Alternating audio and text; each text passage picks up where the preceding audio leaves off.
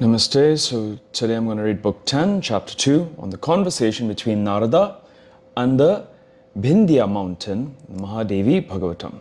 Om Vakratuna Mahakaya Surya Koti Samprabha Nirveganam.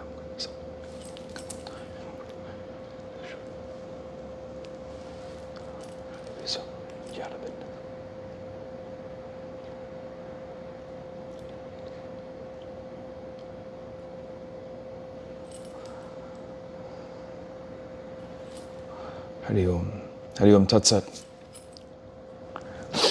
The Devi said, O King, O mighty armed one, all these I grant unto you. Whatever you have asked for, I give them to you. I am very much pleased with your hard tapasya and with your japam of the Bhagavatam mantra. Know me that my power is infallible in killing the lords of the dechas. O child, let your kingdom be free from enemies and let your prosperity be increased. Let your devotion be fixed on me, and in the end you will verily get nirvana mukti. O Narada, thus granting the boon to the high-souled Manu, the great Devi disappeared before him and went to the Vindhya range. O Devarishi, this Vindhya mountain increased in height so much so that it was well nigh on the way to prevent the course of the sun when it was arrested by Maharishi Agastya, born of a Kumbha water jar. The younger sister of Vishnu, Varadeshvari, is staying here as Vindhya Vasini.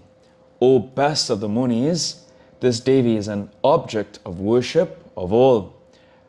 Saunaka and the other rishis said, O Sutta, who is that Vindhya mountain?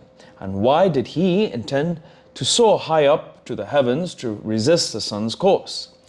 And why was it that Agastya, the son of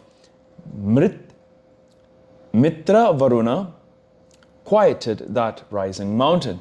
Kindly describe all these in detail. O saint, we are not as yet satisfied with hearing the glories of the Devi, the ambrosial nectar that have come out of your mouth.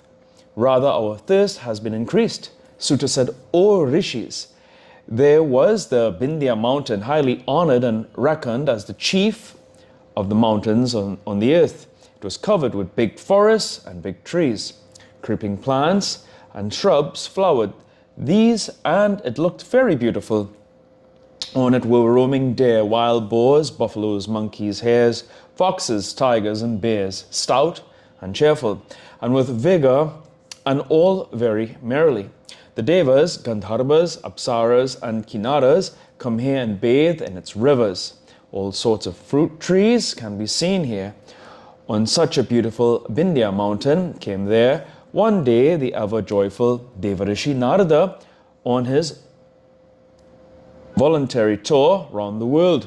Seeing the Maharishi Narada, the Vindhya mountain got up and worshipped him with Padya and Arghya and gave him a very good asana to sit. When the Muni took his seat and found himself happy, the mountain began to speak. Vindhya said, O Devarishi, now be pleased to say whence you are coming. Your coming here is so very auspicious. My house is satisfied today by your coming. O Deva, your wandering is like the sun, the cause of inspiring the beings with freedom from fear. So Narada, kindly give out your intention as to your coming here, which seems rather wonderful. Narada said, O Vindhya, O enemy of Indra, once the mountains had a very great influence. Indra cut off their wings and so destroyed their influence. Hence the mountains are enemies of Indra. I am coming from the Sumeru mountain. There I saw the nice abodes of Indra, Agni, Yama, and Varuna. These I saw the houses of these Dikpalas, the regents of the several quarters, which abound in objects of all sorts of enjoyments. Thus saying, Narada gave out a heavy sigh. Vindhya, the king of mountains, seeing the Muni having a long sigh, asked him again with great eagerness, O Devarishi, why have you heaved such a long sigh? Kindly say. Hearing this, Narada said, O child, hear the cause why I sighed. See, the Himalaya mountain is the father of Gauri and the father-in-law of Mahadeva. Therefore, he is the most worshipped of all the mountains.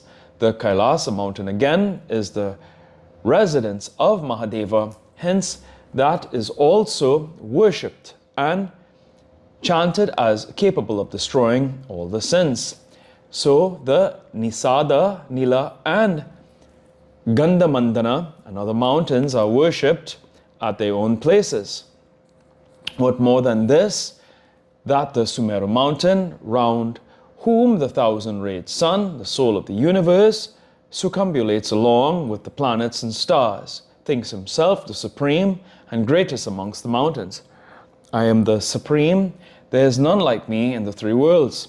Remembering this self-conceit of Sumeru, I sighed so heavily. O Bindya, we are ascetics, and though we have no need to discuss these things, yet by way of conversation, I have told this to you. Now I go to my own abode. Here ends the second chapter of the 10th book of the conversation between Narada and the Vindhya mountain in the Mahapuranam Srimad Devi Bhagavatam of 18,000 verses by Maharishi Vedvyasa. Om Jayanti Mangala Kali Bhadra Kali Kaparindra Kakashma. Mangala Mahakale Shaniya Tambike Gauri.